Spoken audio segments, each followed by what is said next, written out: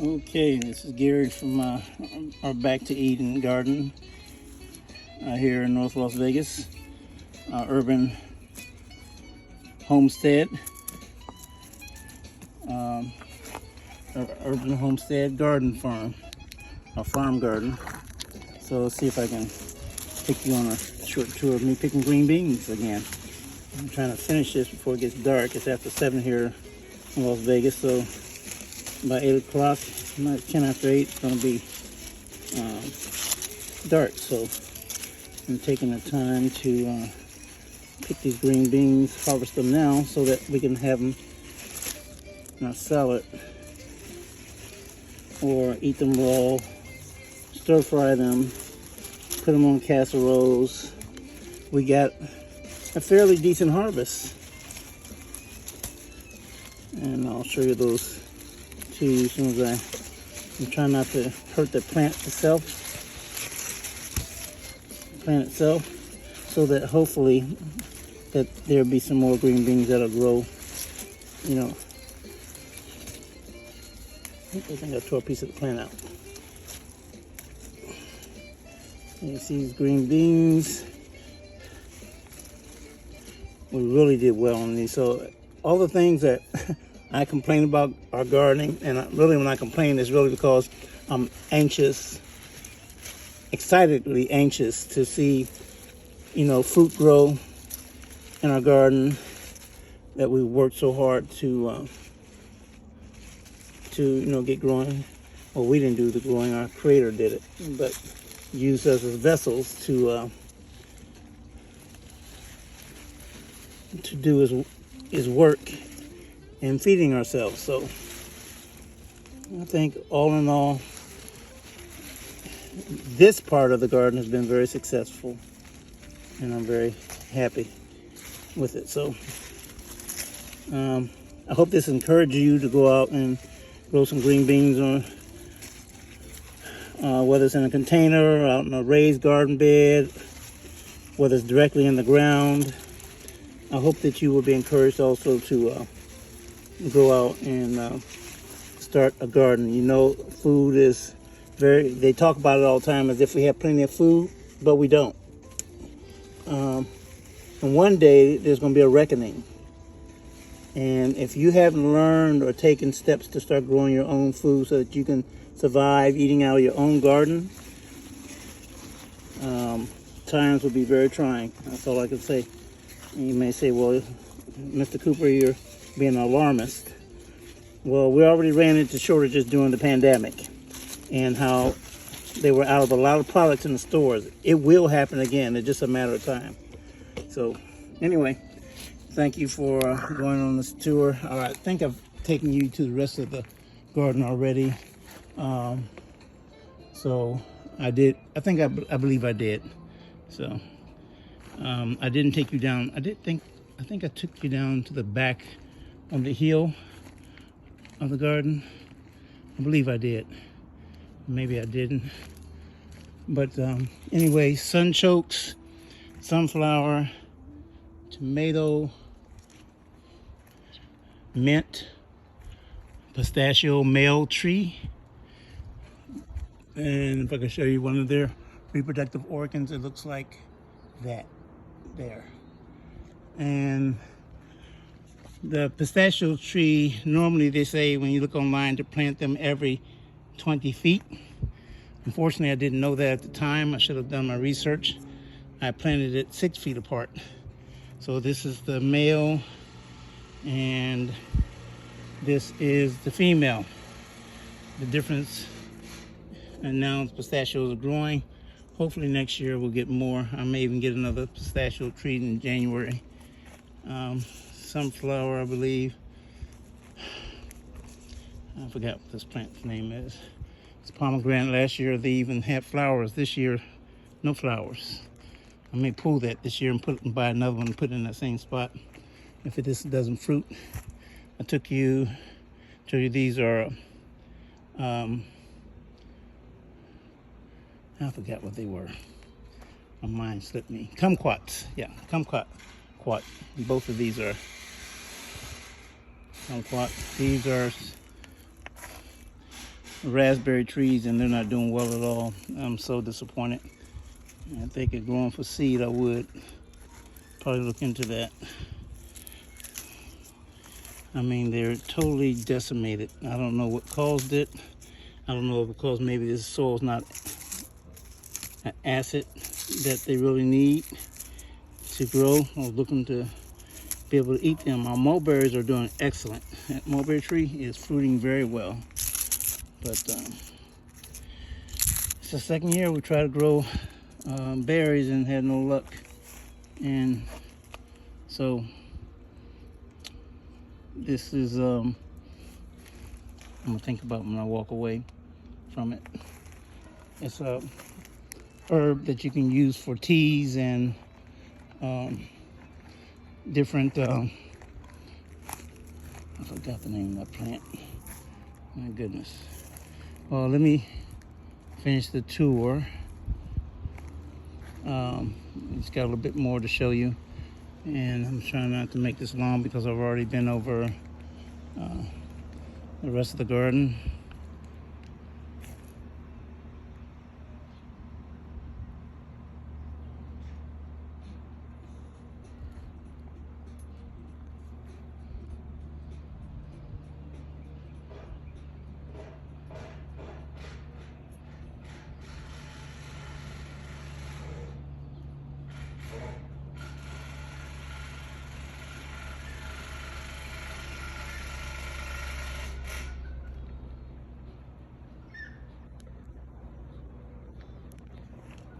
See, we have placed wood chips down in our garden, there around our garden beds in the area.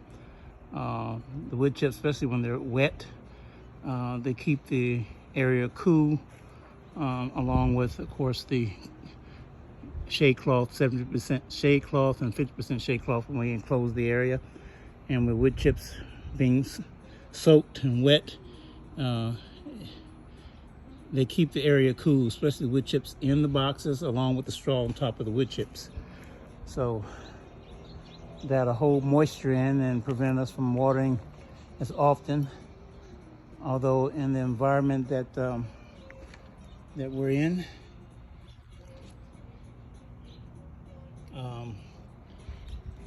you have to water frequently to keep the infrared radiation and the heat from cooking the soil. And that's the reason why we have labored to use wood chips. You can't go wrong with actual wood chips from a processed tree. We're not talking about wood chips in a bag in a big box store. We're talking about wood chips that actually come from a tree. The green part of the tree, of the leaves, are nitrogen, and when they decompose, it will be in the soil. And the wood part would hold in moisture from the water and the rain.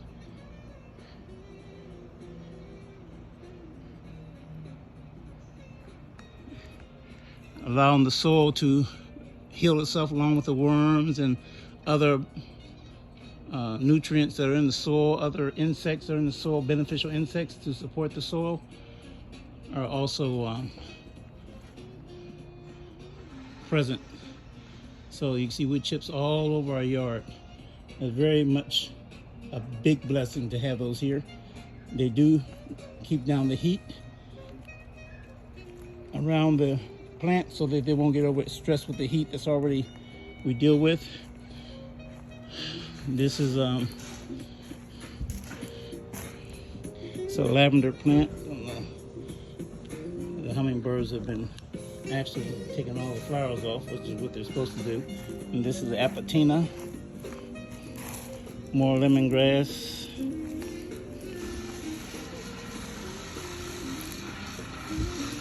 And this is spearmint. It's not doing that well, but it will grow back. Here you go down here. See how it's starting to grow back. So, and this is curry.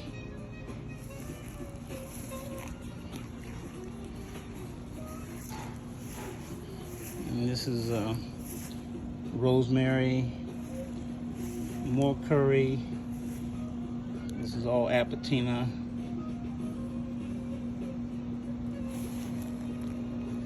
forgot what this was. My wife told me. She's the herbalist. Collards, strawberry.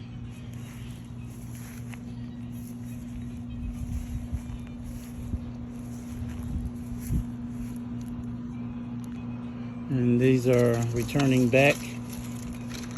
These are passion fruit. We lost a lot of the leaves during winter. I should have enclosed this up, but well, I don't know what you can see, but it's passion fruit. They have all the way up the tree, all the way on the other side of this tree, this African sumac tree.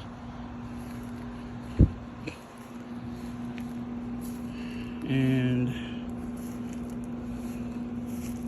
let's see these wildflowers. We have garlic in these boxes also. That box over there. More passion fruit. This one's doing a lot better. So you can see how green the leaves are coming back. So much to do on a homestead. I meant to go through here and among all the jobs I still have to do to take off this dead foliage so the plant's energy will go into making fruit. In this area here that I built for my wife, against the wall, you can see how the it's been enclosed to make a vegetable box. We have nasturtiums here, tree of life, a lemon tree that hasn't grown, but I don't know, I may pull it and put another one in here next year. This is a pear tree, no fruit this year. And our grapevines, so far they're doing well. Another tree of life. I think this is oregano. And these are onions here. These are bunch onions.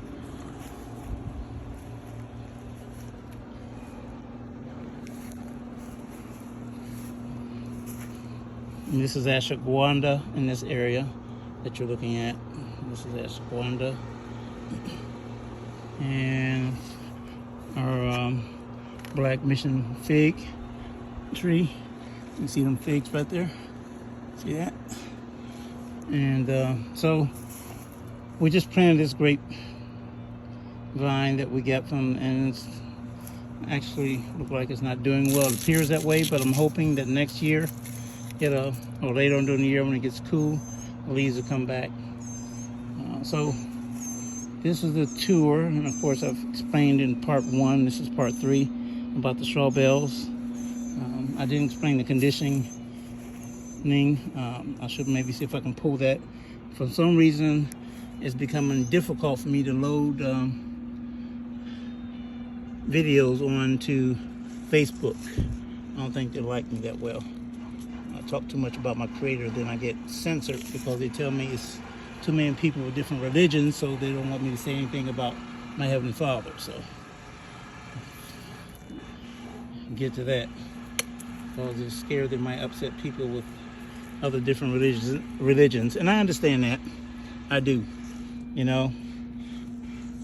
but I have since it's not my site, I can't really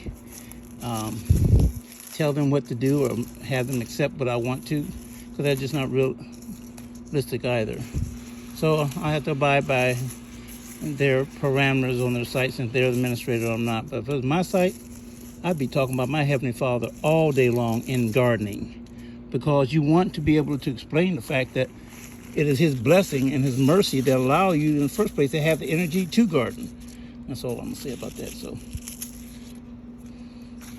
something's eating these leaves and the straw bales. So if this don't work out, we'll just plant something else. But I'm hoping, to at least later on this year. And I see I have what? It's getting bigger. Yep, one cucumber. And I'm grateful. So you hear me complaining, but I'm grateful. So anyway, that's the end of the tour. Thank you for taking time to view our video. And there'll be more coming. I'm 66 years old. I'll be 67 in July if I make it to there. I want to. I want to live another 50 years if I can. But and I think it's possible. If I keep continuing to exercise and eat out of our garden and eat right, I think it'll be possible. So anyway, thank you for taking your time, valuable time, to take a moment to look at our video that we're submitting. This is a herb too. That's a herb too. I have a license for that, so nobody gasps and says, "Oh, you have marijuana in your yard." I have a license, a state license to grow it. So, and I'm happy about that. All right, guys, take care of yourself. This is Gary from North Las Vegas. Thanking you again for taking your time to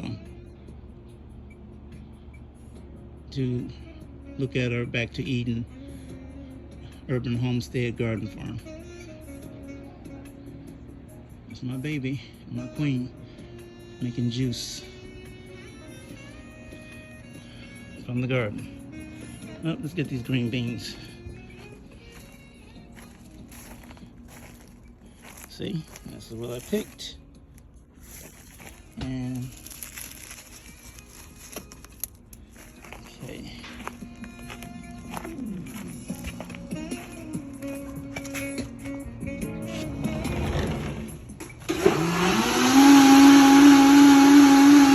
All from my garden. God bless you.